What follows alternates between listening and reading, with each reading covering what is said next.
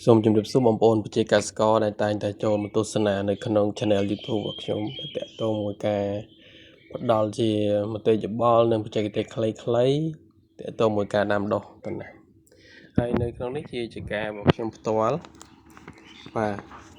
ហើយឥឡូវបន្លែចាប់ផ្ដើមតម្លៃល្អទៅសក់អីបន្លែក៏ល្អដែរ2000អីហើយ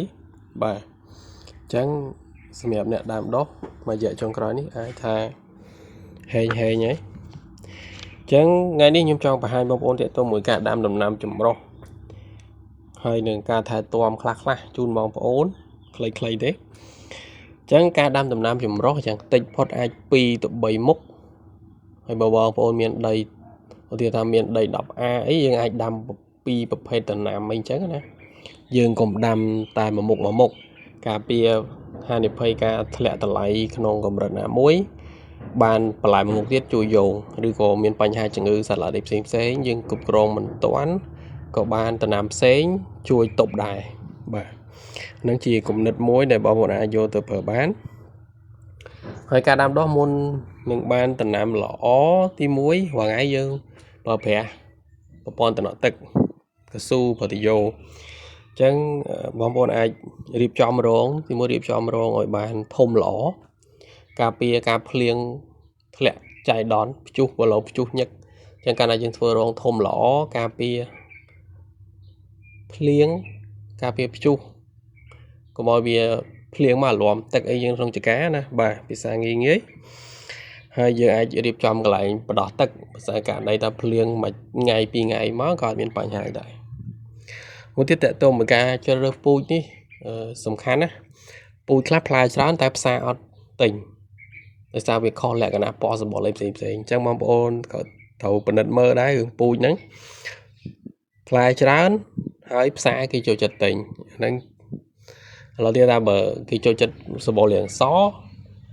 ដូចទៅសក់ដូចអីអញ្ចឹងយើងត្រូវដាំតម្រូវទៅតាមអ្នកទិញយើងមិនអាចដាំទៅតាមតម្រូវចិត្តយើងខ្លួនឯងបានទេ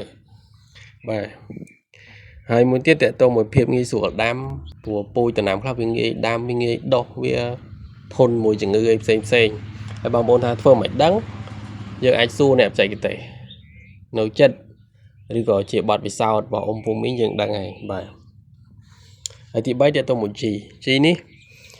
សំដៅទៅលើការប្រើប្រាស់ជីត្របាតហើយនិងជីលើអញ្ចឹងមកតើតើមួយជីត្របាតបងប្អូនគួរតែប្រើជីសរីរាង្គបានច្រើនជីកប៉ុសជីលាមកសัตว์ត្របាតរង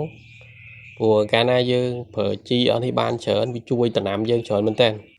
ជួយឲ្យដំណាំចាក់ឫសបានជ្រៅហើយវាស្រូបយកសារធាតុចិញ្ចឹមហើយវារក្សាសំណើមដីបានយូរទៀតអញ្ចឹងធ្វើឲ្យដំណាំយើងល្អដូចនៅក្នុងវីដេអូនេះក៏ខ្ញុំបានសិតបន្លែនៅក្នុងចការបស់ខ្ញុំហើយមួយទៀតការប្រើប្រាស់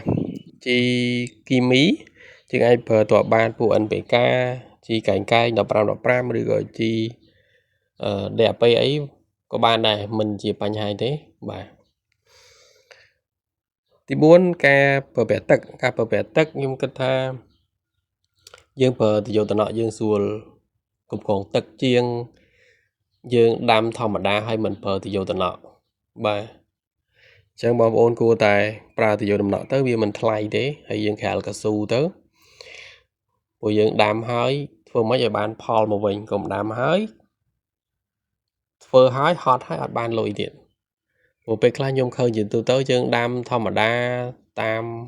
របៀបពីមុនឡើយណាទម្លាប់ចាស់យើងដាំអត់មានប្រើប្រាស់អីដាំវាលស្រែធម្មតាដល់ពេលភ្លៀងពេលអីមកលិចទឹកតែមួយថ្ងៃពីរថ្ងៃលាំខូចអស់អញ្ចឹងខាតពេលយើងហើយទី5តើតើមួយការពិនិត្យមើលសត្វល្អិតជំងឺ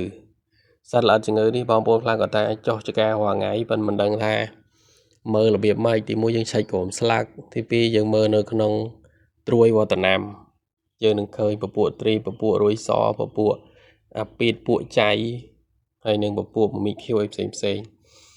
ហើយតើតងជាមួយនឹងជំងឺពីច្រើននៅជើងក្រោមហ្នឹងมันជាពិបាកមើលទេជំងឺផ្សិតតឡាអុចក្រហមឬក៏ផ្សិតម្សៅនៅលើស្លឹកវត្តនាមយើងអាចមើលឃើញជាក់ស្ដែងបាទហើយដំណាក់កាលដំបូងយើងត្រូវរកថ្នាំព្យាបាលទាន់ពេលវេលាទាំងជំងឺទាំងកាសត្វល្អិត ហើយអរគុណច្រើនសម្រាប់បងប្អូនតាមដានទស្សនាហើយមានចម្ងល់អីអាចសាកសួរខ្ញុំបានតាមរយៈ page ខ្ញុំ Kalina Agriculture បាទអរគុណច្រើន